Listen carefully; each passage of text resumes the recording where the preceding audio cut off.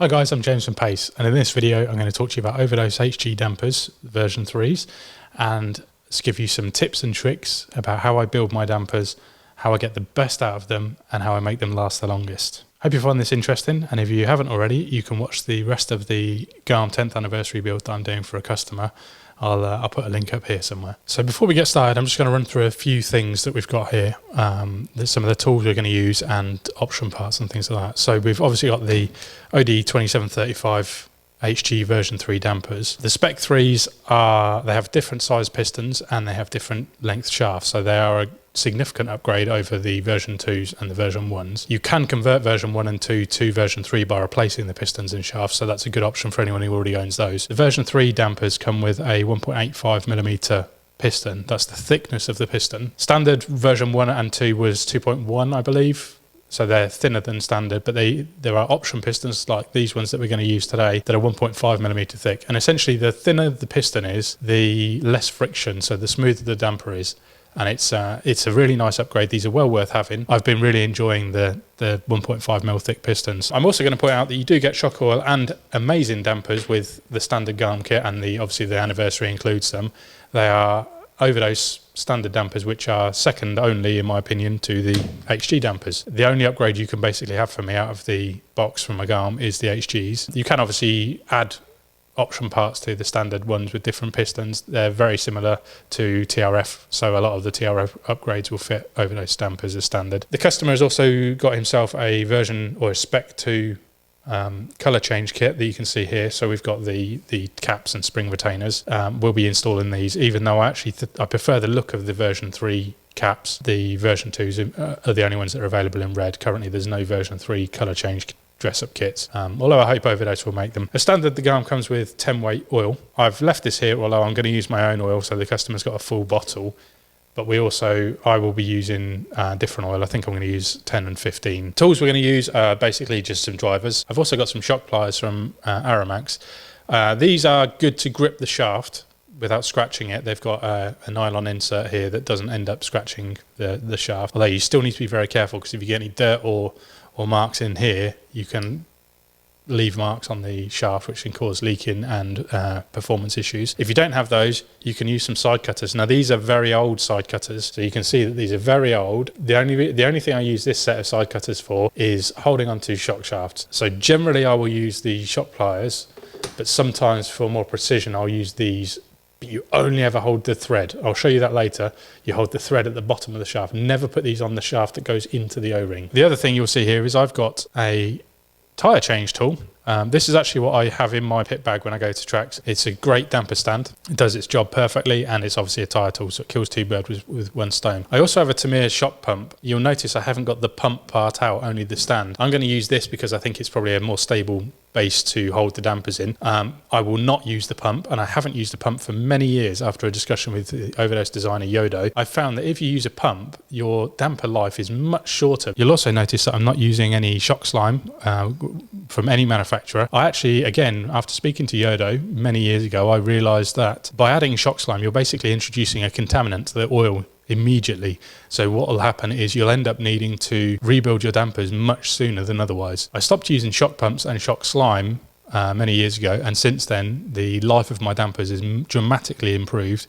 The performance is also improved, and the consistency between dampers is also improved. So I'm not going to tell you to stop using those things, but all I can say is I'm incredibly happy that I've stopped using shock pumps and shock slime. As with most Overdose option parts, you get some excellent instructions. So the very, very first thing I'm going to do is carefully open the plastic bag that contains the shock seals, or the O-rings, and the reason for that is I'm going to start soaking the O-rings immediately. So first things first, I'm going to get the 4 clear X-rings, and again, Overdose always use X-rings, so I'll put those 4 into a bag, and then without wasting oil, I'm going to put just a little bit in the corner of this bag. There we go. That's just enough to keep them covered. You can see there that I've put all 4 O-rings into the oil in the corner of the bag. I'm going to stand this up in such a way that they're completely covered. And I don't need to give it long, but generally that's the first thing I do is when I open a pack of dampers, and then as I get to the point where I require them, they've had 10 or 15 minutes generally. So that's long enough to get them going. Some people would rather leave them longer. I found that works perfectly fine for me. One other thing we're going to be needing, which I forgot to mention before, is some cotton buds. This is one of those things that most of the time I don't use these. I just use my finger, but for the sake of presentation on a video and touching camera gear and stuff like that, I'm going to use these today. Now, one of the things you'll see that I'm doing here is I'm laying out all of the parts. That's not to look fancy for the video, that is purely because it's a habit I've built over the years to make sure that there's nothing missing from any packet, and to make sure that I know exactly where every piece is as I go through the build. So I open all the bags initially, lay them out. Obviously you need a clear space that's not going to be interrupted or have anything get knocked over, but I just lay everything out, and that way, like I say, if anything's missing or you can't find something later on, you know you've lost it and it was included in the packet. You don't doubt yourself and think it was maybe missing from the packet as you opened it. I'm going to leave all of these parts in the bag for the customer, which is slightly awkward because I would like to get them out and show you. So these are the Spec 3 version that have the nice open top cap that you can see into the top of the cylinder. Obviously you've got the spring retainers there and the nice lower spring retainers. These look great. They're going to go straight into the customer's box, ready to return to. One thing I'll get out of the way straight away is a reminder that you need to be exceedingly careful with the damper shafts. You don't want to be doing anything to these that could scratch them or mark them or do anything like that, because that will degrade performance and could cause you leaking problems. It's the same with all dampers. It's not just, that's not exclusive to HG dampers. That is just a case of every single damper shaft needs to be as clean and accurate as it can be for maximum performance and longevity. With HG dampers, you also get a small wrench. Now this looks like a bit of a gimmick until you actually use the dampers, but then you realise it's got a perfect 7mm wrench on it there, and then a C-spanner for adjusting the spring retainers. I'm going to take some steps that will reduce the requirement to use either of these, but when you've got the shaft in the damper, this is actually a requirement, because your 7mm box wrench is not going to be able to fit over the end of the damper. So it's a very handy tool to have. You want to keep this in your pit box and make sure you don't end up losing this, because it will save you when you need it. So the way I do it is I'll make the same parts 4 times and then move on to the next step. You put the bottom cap together first with the O-ring and guides, and then you also build the damper, piston and shaft as a combination, slide them together, and so you've got a complete cylinder. So I'll go through and do this step at the same time, so that all of the O-rings have had similar amount of time to soak. Obviously you need to have a lot of paper towels handy, because once you get shock oil on your hands, it can be quite messy for the rest of the build. For all overdose dampers, you should use overdose shock oil. Some people will tell you that's not required, but if you use silicone oil, you're going to end up with swelling O-rings and poor performance. You can maybe try other mineral oil, but I've found the overdose mineral oil is the best. It's not just strictly a mineral oil. It was developed with the Wacos oil company, and it's quite clever. There's some information that I was given by Yodo about the damper oil that is not something I can really repeat, because I'm not a chemical engineer and it's a bit out of my understanding. But when I've tried other oils, they don't perform anywhere near as well with the overdose dampers, so I always stick to it. I'm very happy with the damper performance and longevity that I get with these. So the first thing I'm going to do is just put a bit of shock oil on the end of a Q-tip or a cotton bud if you're from the UK, and all I'm going to do is use that to just wipe around the inside and outside of these O-rings. Now you don't need it to be particularly soaked or anything, which is why you haven't soaked it, but these just slip over the lower cap and help seal everything. And it just helps with when you're tightening them up, it just helps lubricate them against the threads, so it just prevents any damage basically. Now it goes without saying, if you damage any O-rings during the process of building these dampers, you should just stop and source some replacements. The O-rings are there for a reason. They help seal things, and if you try and get by without them, you're going to end up with dampers that don't seal properly and probably will just leak everywhere. So when you're installing the guides in the bottom cap, they need to click into place. If you push this guide in and it doesn't click, it either hasn't seated or you've warped it. I've never really known anyone damage these until fairly recently, when a couple of people have managed to. But the trick to do it is you put it face down in the bottom cap. Then you take a damper shaft, you take the washer that sits on top, the black one, you put it on top of the damper shaft, and then you push down from above. And now I'm going to do this on the deck so that I can make sure it goes in square. Obviously make sure it's all centered, and then push down and you should hear a click. That click means it's seated. If you didn't get the click, it didn't seat. And then obviously make sure the washer comes back out with it. So you need to do that for all 4. And if you don't get the click, you need to do it again. Click. Click, and the last one, click. All 4 have now clicked into place. I wouldn't go past this point. If you don't get them to click, go back and do it again. But what that means is they've snapped into position and they should all be perfectly seated in the bottom cap. Now that's key to damper performance. So it's time to get the O-rings out. I'm just going to put them straight into each bottom cap. So what I generally do is I'll just place the O-ring on top of the cap. So it's like this. And then I'll just use the cotton bud to just push it into place. And so at this point I'll put them all onto paper towels just to stop them making a mess. Then we can put the upper guide on. And now move on to the pistons and shafts. For this build we're going to be using Overdose part number OD2842, which is the larger hole piston set. As you can see there, you get a pair of 0.7 by 6, 0.8 by 6, 0.9 by 6 and blank pistons. And it's quite difficult to show on camera, so I'm hoping this will be easier to show. So this card here shows that each piston is marked with a different number of dots that tells you whether it's 0.7, 0.8 or 0.9.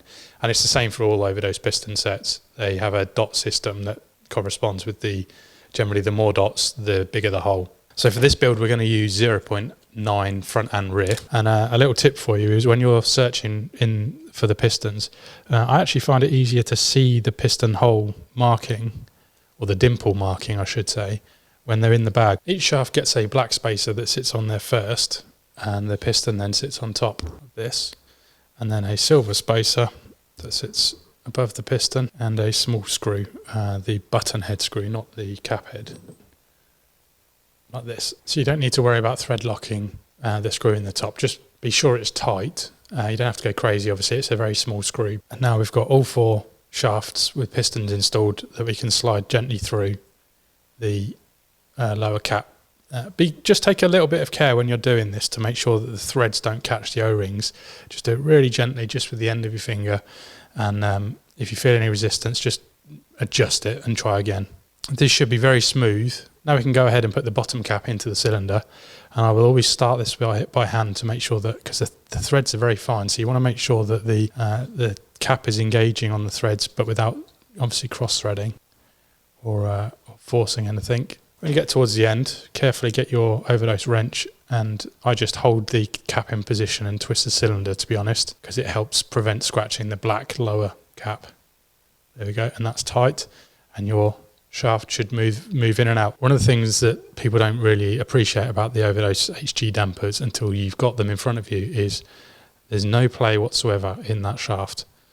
If there is, something's not right. It's at this point that the manual tells you to fill the dampers and seal them, whereas I actually will be putting the spring retainers on first because it makes it easier to put them in a shock stand to help bleed the dampers. These are obviously the nice fancy red spring retainers from the dress-up kit. Again, just be super careful to do this delicately and not cross-thread anything. They don't need to go on far, but we will set the lengths and everything later down the line. Now I'm going to install the lower ball end. The only reason I'm doing this now is while these are not filled, I can be sure that I'm setting the length from the bottom cap to the start of the ball end exactly the same on each one. So when you're gripping the damper shaft with your shock pliers, you need to be really careful to not scratch. So I always hold as low down as I possibly can, and actually, perhaps counterintuitively, I grip as tight as I can so that the shaft can't spin and be scratched. And then we start the threads. Got the 7mm socket, and once again we'll use the flat tool that's included with the GALM kit. So now I've got a matched set of fronts and rears. There's not a lot in it, it's just I've paired them off to be as close as possible. So all I'm doing there is measuring, and you can see this one is 12.5mm. So now we get to fill the dampers, and I'm going to use this shock stand to make life easier. As you see, now we've got the spring retainers on there. They actually sit quite comfortably in this. But what I'm going to do, because I'm actually at the end of a day, so I'm going to be heading home soon, I've got the benefit of I'm going to fill these and leave them to bleed overnight. So what's going to happen is I'm going to fill them up and let them settle, so they'll get a good 12 hours, something like that, which is way longer than they need. But the minimum time I would ever give dampers is about half an hour. But the longer the better, essentially. You're more likely to get air escaping if you leave them for longer. Fill them up to the top, and then I'm just going to pump it. You see the air that's there? That's air that was trapped under the piston because there was no oil in these previously. So as you pump it, it comes through the holes. And you can just pop those bubbles on the surface and get on. You can just pop the bubbles with your finger and then keep pumping, and you can see if any more is coming. If you do this and give it some time for the air to escape, and then pump the shaft again and more air appears, there's a good chance you've got a leak. So the front's had 10 weight in, and now the rears are having 15. So you can see all those bubbles on the top, they need to go. And so the quick way of doing it is pop them with your finger, draw your finger off, and then keep going until you get no bubbles coming through. Like I say, I'm going to leave these overnight just because I've got the freedom to do that. So I'm going to put that in there, and I'm going to put the cap on just to stop anything dropping in or any dust getting in there, and then we'll come back tomorrow. Right, so I'm back the next day, and we've left these overnight. They've had about 12, 14 hours, something like that, and now we can see how well the air has escaped. So if we take this one out and then give it a quick pump, see there's no air. I'm just going to go through and just make sure that all of them are the same. This is a handy little tool that was given to me from Haroon, which is a rebound setting tool. So you can just see there that it's basically got guides to slide the damper shaft into, and then you can set the rebound from 1 to 11 millimeters. As a general rule, less rebound will give you a more stable and planted drive, and more rebound will give you a bit more dynamic and responsive drive. Okay, so what I'm going to do is I'm going to set the front rebound first, which I would normally run the front with a bit more rebound than the rear. And I'm going to set these to 5mm. So the way this tool works, and I'll show you when I've sealed one of these, is that you set the damper on, you compress the shaft to the length that you want. Obviously in this case I'm going for 5mm, and then you can put the bladder on top. When you're installing the bladder on a damper, it's absolutely critical that as you put the bladder on, oil spills over the top. If that doesn't happen, you're trapping air inside. Basically, if oil spills out, no air is getting in, is the theory. And so literally I'm going to put that on there, try and keep it in, and you can see that this is now going to fill as I set that into place. And you've now got a load of oil on top of the bladder. So what I'm going to do is just get a paper towel and absorb all of the oil that's on top of that bladder. The whole point of getting the oil to spill over the top is to ensure that no air is trapped underneath the bladder, because if you get air in the dampers, it's not working. They need oil to work. So I've got most of that out. Now what I'm going to use is just another clean cotton bud, just to remove as much as possible on there. And then what we're going to do is take our cap, place it on top, start it turning, and take our 7mm box wrench. In fact, I can show you how that was set. So that's 5mm. So you can see that basically as I built the damper, I just slipped this into here and then compressed it. And as you seal it, that's now the natural position that the shaft wants to return to. So if you extend it, it'll pull back. If you compress it, it'll push it out. So it wants to sit with 5mm gap. And what we'll do is make sure that left and right match and are well suited to each other. Obviously, if you've got a big discrepancy between the left damper and the right damper, the car's not going to behave the same as you exit each corner or roll into each corner.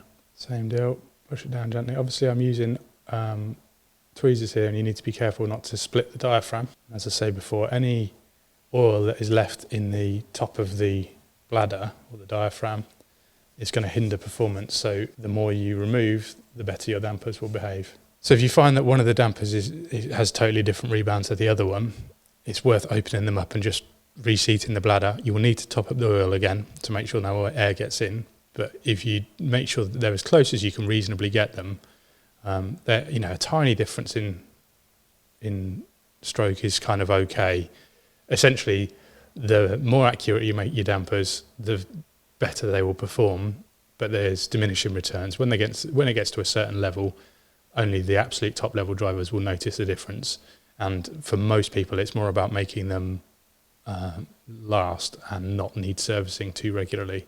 And on the rears, I'm going to set them to 3mm of rebound, which is not very much to be perfectly honest, but I've been experimenting with less rebound lately and been enjoying it. It does make the drive a little bit more numb from the car, so some people won't enjoy that. As a general rule, over the years I've preferred more response, but sometimes it's good to change things up and just change the way you're driving. So as this is something that I know the customer of because this is obviously part of the 10th anniversary build I've been doing for a customer, I know he's going to enjoy these dampers more with less rebound because of the style that he drives and the track where he drives and things like that. So I'm trying to make this as usable as possible for the customer, and so he can get as much out of this GALM, and I want him to enjoy it as much as possible. Top cap on.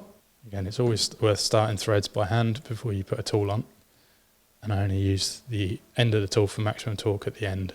Because we're using pre-used top caps, they've already got the O-rings inside, so that's what these O-rings down here would normally be for. I've just freshly coated the cotton bud, and I'm just going to make sure that O-ring is completely looped, so that it, basically if you don't do this, it becomes much tighter to thread the top caps on, and you'll find yourself twisting the cylinder when you don't want to and things like that. So this just means that the O-ring doesn't end up getting snagged on the threads too much. The setup that I'm going for with this chassis requires both front and rear dampers to be 65.8mm from top to bottom. That's with the shaft fully extended, incidentally. So I'm just going to set my calipers to 65.8. I'm going to lock that off. I'll turn these off because we don't need that on anymore. And so we'll do the fronts first. Just get them in. You can feel it engage the O-ring like that. And I'm just going to see where we're at.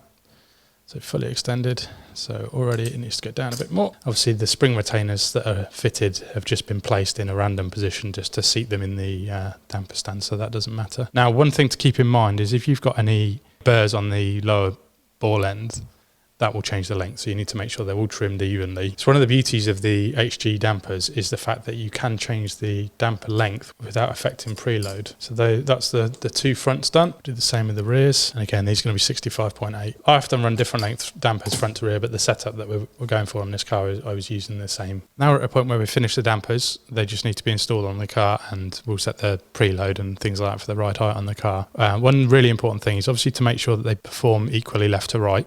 On each axle. Obviously front and rear can be different, but left to right needs to match. But also make sure that you've got no air. As much as you've gone through all the steps to this point, now they're finished, make sure that they perform well, so you shouldn't hear any air or squelching. Any sound that you do hear should be even across all the dampers. Just clean up the rest of the damper. There's a few bits of oil from my fingers and things like that. Any oil you leave on the cylinder here will just pick up dirt and dust on the when you're on the track, so you might as well pick them up now and clean them off. So we're going to be using the Rio Spec RY springs from Overdose on this 10th anniversary GALM, and basically we're going to use the 32 1.1 by 8 coil on the front, and on the rear we're going to use the 34 1.1 by 8 coil. I've used those on my own GALM and it works so well. So it'll be up to the customer if they stick with that setting, but I think there's a good chance that they will because it's a really nice setup that works on the GALM. RY 1.1-3280 for 32mm 8 coil. Now the first thing I'm going to do with all of them is set them so that the spring retainers are even left to right. I always set it so that the screw is square to the top cap, and then I consider that the baseline, and I consider that the baseline for the damper, so I will work number of turns from that point. Obviously, if you wanted to use that extra 75% of a turn or whatever, that's no problem, you can do, but I know I'm not going to use it. I'm going to end up winding these down a little bit to get the feeling right on the car. So just to reiterate once again, one of the big benefits of the Overdose HG dampers over other dampers is that you can set the length of the damper separately to the preload, so you don't have to adjust the preload to gain ride height or lose ride height. You can change the damper length, and the preload is purely set to get the feeling right with the spring. Obviously there's also the added benefits of the superior precision to other dampers and things like that as well, so it's not just that one benefit is a reason to pay the money for these. There's lots of reasons. That's just one that's very unique to them. I also make sure that the springs are installed the same way up. They're not too different on these because they're perfectly linear, but it's a good habit to get into, just making sure that they're facing the same direction so they behave the same. And now we've got the fronts and the rears, and we need to install the bushes. So what we have here is the bushes that go into the top caps. Obviously this hole is oversized, and these bushes, you have two halves for each one, and they slide into place over the normal ball end that's on the chassis, and then use this clip here to secure this into the top cap. You can just install these in the damper and then snap them over the ball end. I prefer initially at least to put the two halves together over the ball end and then slide the damper on and put the clip in place, which I'll show you in a moment. But you can pop these on and off, so the clips aren't a hindrance. You can just pop them on and off like normal dampers, but obviously the more you do that, the more wear you have, which is why these parts are available separately. Incidentally, it's Overdose part OD2399, I believe. But if you do it carefully, you don't need to replace them very often. It's been quite a while since I've had to change any. I'm not that careful with mine, to be honest. One of the perks with the Overdose HG dampers is actually that when you build them well, you end up not needing to perform maintenance for even longer periods. Although well-built dampers will last a very long time. I've just found, in my experience, the HG dampers last even longer. As I was explaining before, you can see that the shape of the ball end will fit inside these bushes. And so you take the two halves of these bushes, put them on around the ball end, fit together nicely, and then you push that through. And then this clip would slide over and retain it. And you can see if I was to put this on without the ball end, there's way too much play and it'll just slide off. So you put the bushes over the ball end in the place it seats naturally. You put the bushes into place either side of the ball, and then make sure the damper's the correct way around so you can easily access the spring retainer. Slide it over, that exposes the slot, and then you can just push that into place. Now what you may find at this point is that you need to use some pliers, and the way to do that without scratching the dampers or the chassis is to put one end inside the 2mm socket that fits in the ball stud, and then just gently give it a gentle squeeze, and you'll see it snaps into place. And then once it's over the lip, you can just use your finger to push it into place, and then that's secure, and that's not going to go anywhere. But if you need to, you can just pop it off like you would. Now I'm going to show you on this other damper a very important tip that I think I've already covered in the GALM 10th anniversary build, but if you haven't watched those videos, Overdose ball ends all have an Overdose logo, and it's only on one side. And the Overdose logo should face outwards. So in this case, here, the ball stud is here. So the studs are this side, the logo is this side. Pop it on nice and quick. So on the rears on this setup, I'm going to be using the outer hole on the lower ES arms. Same deal, I'm just going to get these two outer edges, put them over the ball. You can see here the OD logo and the ball stud, and they're on. And that's our dampers installed on this 10th anniversary GALM. We're going to continue this build, and I've just got to install the electrics before delivering this to the customer. If you want to watch more videos like this, please consider subscribing to the channel, and you can check out the playlist, which I'll link up here and down in the description. Thanks for joining us, and I hope you found this video helpful.